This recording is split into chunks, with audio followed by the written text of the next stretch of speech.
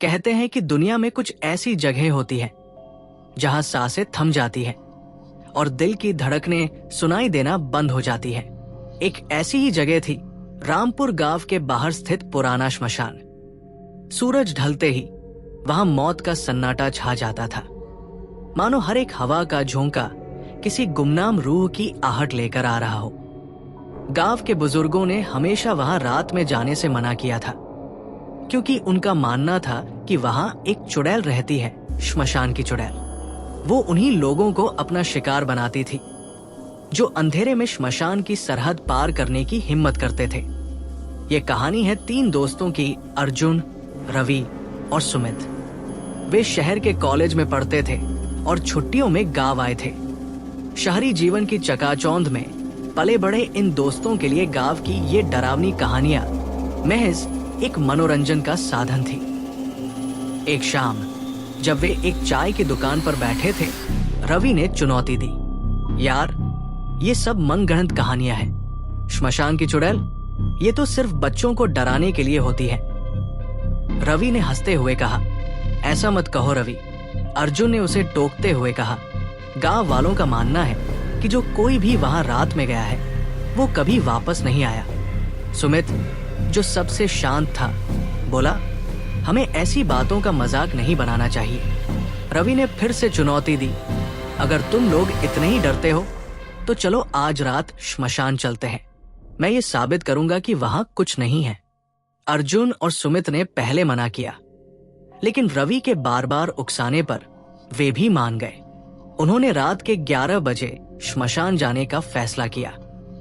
रात 11 बजे तीनों दोस्त अपनी बाइक पर सवार होकर श्मशान की ओर निकल पड़े।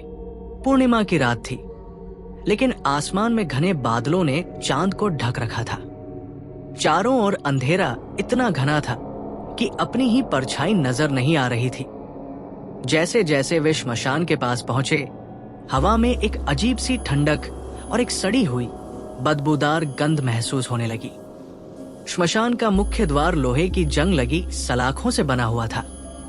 गेट पर एक पुरानी जर्जर नेम प्लेट लटकी थी, जिस पर श्मशान भूमि लिखा था, पर अक्षर मिट चुके थे। गेट से घुसते ही उन्होंने देखा कि चारों ओर कब्रें और राख के ढेर बिखरे पड़े हैं। कुछ अधजली लकड़ियां और फूल मालाएं भी पड़ी थी, जो इस जगह की वीरानता को और बढ़ा रही थी। देखो, मैंने कहा था ना, यहां कुछ नहीं है, रवि ने अपनी जीत का एहसास जताते हुए कहा। तभी सुमित को एक अजीब सी आवाज सुनाई दी। क्या वो किसी के रोने की आवाज थी? सुमित ने डरे हुए लहजे में पूछा। रवि ने उसे मजाक में कहा, अरे तुम तो अभी से डर गए, चलो अंदर चलते हैं। वे धीरे धीरे अंदर की ओर बढ़ने लगे। जैसे ही वे श्मशान के बीचों बीच पहुंचे, हवा रुक गई। एक पल के लिए ऐसा लगा मानो समय ठहर गया हो। तभी एक पुरानी बरगद के पेड़ पर उन्हें एक औरत की परछाई दिखाई दी। वो अधजले कपड़ों में थी और उसके बाल बिखरे हुए थे। वो कौन है? अर्जुन ने कांपते हुए कहा। रवि ने बहादुरी का दिखावा करते हुए कहा, हो सकता है कोई गांव वाली हो। लेकिन वो औरत धीरे धीरे उनकी ओर बढ़ने लगी। उसकी चाल सीधी नहीं थी, मानो वो हवा में तैर रही हो। जैसे जैसे वो पास आई, उसकी सूरत साफ होने लगी। उसकी आंखें लाल अंगारों की तरह चमक रही थी और उसके होठों पर एक भयानक मुस्कान थी। भागो, रवि ने चीखते हुए कहा। वे अपनी बाइक की ओर भागे, लेकिन बाइक स्टार्ट नहीं हो रही थी। बार बार कोशिश करने पर भी बाइक ने धोखा दे दिया। उस औरत की हंसी पूरे श्मशान में गूंजने लगी, एक ऐसी हंसी जो दिल में डर पैदा कर रही थी। तीनों दोस्त बाइक छोड़कर भागे। वे श्मशान से बाहर निकलने की कोशिश कर रहे थे, लेकिन ऐसा लग रहा था मानो रास्ता कहीं खो गया हो। हर रास्ता उन्हें वापस उसी बरगद के पेड़ के पास ले जा रहा था, जहां से वे भागे थे। ये क्या हो रहा है? सुमित ने हाफते हुए कहा, मुझे लगता है हम फंस गए हैं। अर्जुन ने डरे हुए स्वर में कहा। अचानक उन्हें एक पुरानी झोपड़ी दिखाई दी। उन्होंने सोचा कि वहां छिपकर वे रात बिता सकते हैं। वे झोपड़ी के अंदर गए अंदर बहुत अंधेरा और धूल थी। एक कोने में कुछ पुराने बर्तन और कपड़े बिखरे हुए थे। हमें यहां नहीं रुकना चाहिए था, सुमित ने कहा। यह झोपड़ी भी बहुत डरावनी लग रही है। तभी झोपड़ी का दरवाजा अपने आप खुल गया और बाहर वही औरत खड़ी थी। उसके हाथ लंबे और पतले थे और उसके नाखून लोहे की कीलों की तरह थे। वो मुस्कुराई और उसके दांत किसी भेड़िए के दांतों की तरह नुकीले थे। तुम लोग मेरी जगह में क्यों आए? उसकी आवाज भयानक थी, मानो कोई टूटी हुई घंटी बज रही हो। रवि ने अपने डर को छुपाते हुए कहा, हम यहां से जा रहे हैं, हमें जाने दो। चुड़ैल ने हंसते हुए कहा, यहां आने के बाद कोई वापस नहीं जाता। उसने अपनी उंगली से एक इशारा किया और झोपड़ी की छत पर लगे मकड़ियों के जाले टूटकर उनके ऊपर गिरने लगे। ये कोई साधारण जाले नहीं थे, बल्कि वे एक काले धुएं के रूप में थे जो उनके शरीर से लिपट रहा था। रवि को सबसे पहले एक अदृश्य शक्ति ने उठा लिया और वो हवा में तैरने लगा। उसकी आंखें फटी रह गई और वो मदद के लिए चिल्लाने लगा, लेकिन उसकी आवाज उसके गले में ही अटक गई।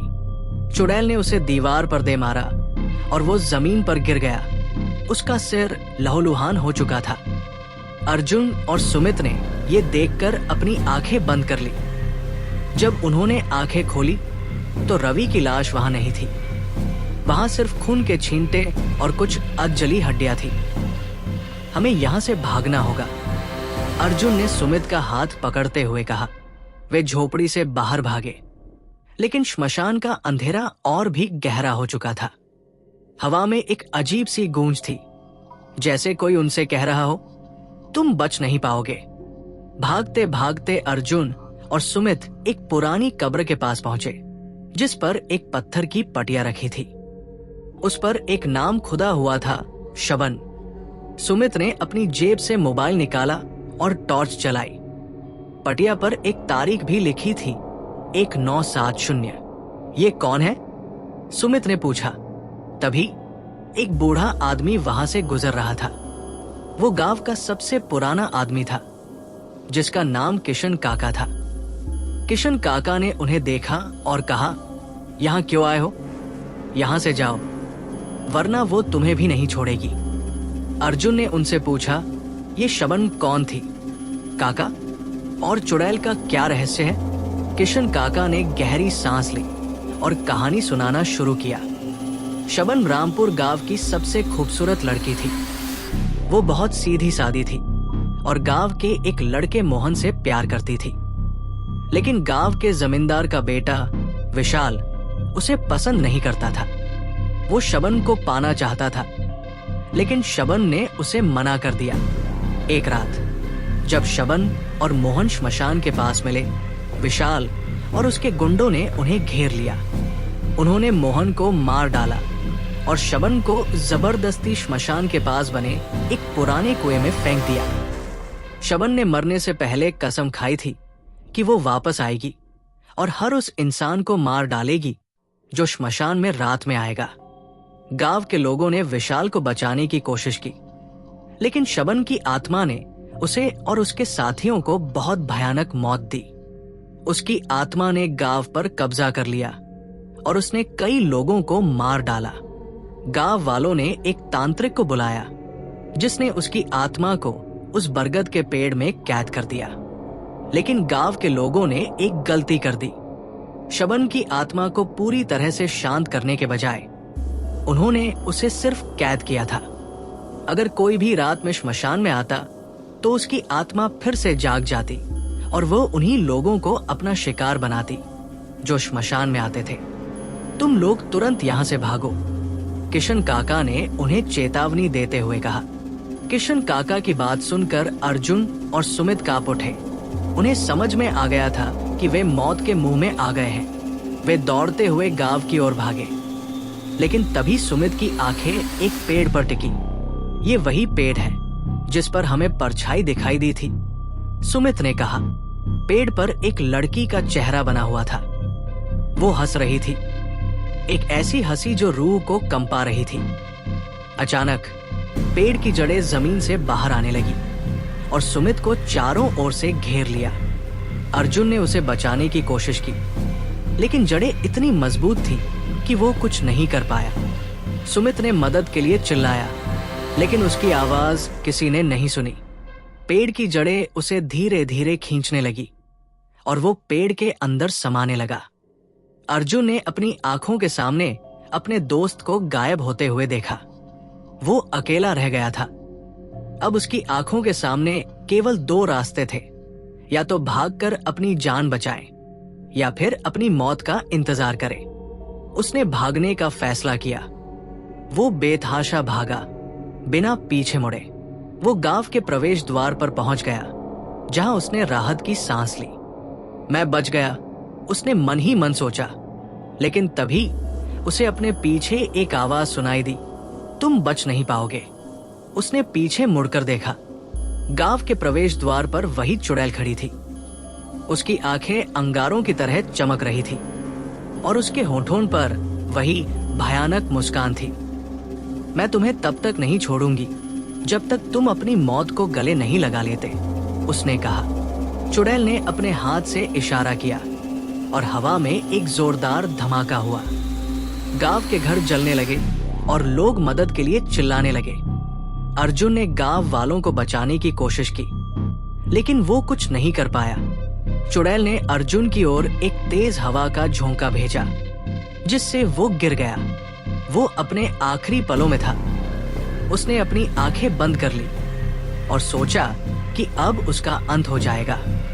लेकिन तभी एक तांत्रिक प्रकट हुआ, जो किशन काका का दोस्त था। उसने अपनी मंत्र शक्ति से चुड़ैल को रोकने की कोशिश की।